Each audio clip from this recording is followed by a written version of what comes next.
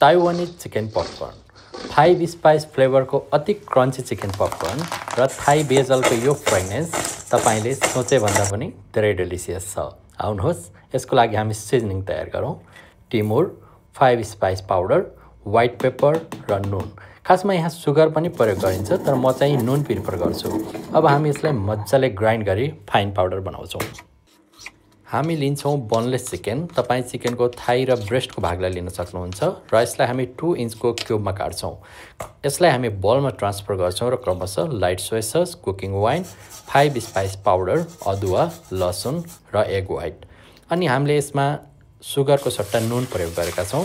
यसलाई हामी एकछिन म्यारिनेसनको लागि छोडिदिन्छौँ।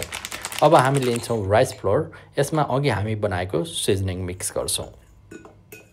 एउटा भाँडामा हामी तेल पनि हिट गर्दै गर्छौँ र म्यारिनेटेड चिकन र हाम्रो सिजनिङ मिक्स गरिएको फ्लोरलाई चिकनमा राम्रोसँग कोटिङ गर्छौँ।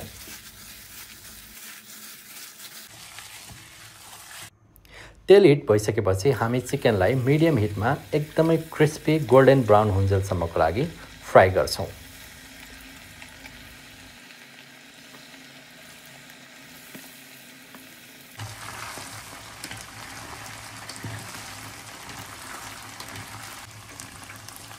यसको कलर चेन्ज भएर गोल्डन ब्राउन भइसकेको छ। अब हामी यसमा फ्रेश बेजल एड गर्छौँ र एकछिन छोपिदिन्छौँ।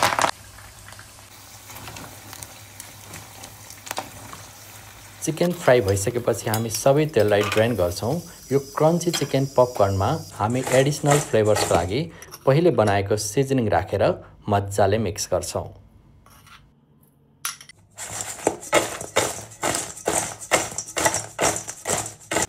अब तपाईको किचनमा फेमस ताइवानी चिकन पपकर्न बनेर तयार भइसकेको छ। यो डिस तपाईँ एकपटक अवश्य पनि ट्राई गर्नुहोस् अनि मलाई धन्यवाद दिनुहोस्, किनकि यो डिस तपाईको अवश्य पनि फेभरेट डिस हुनेवाला छ। Thank you so much.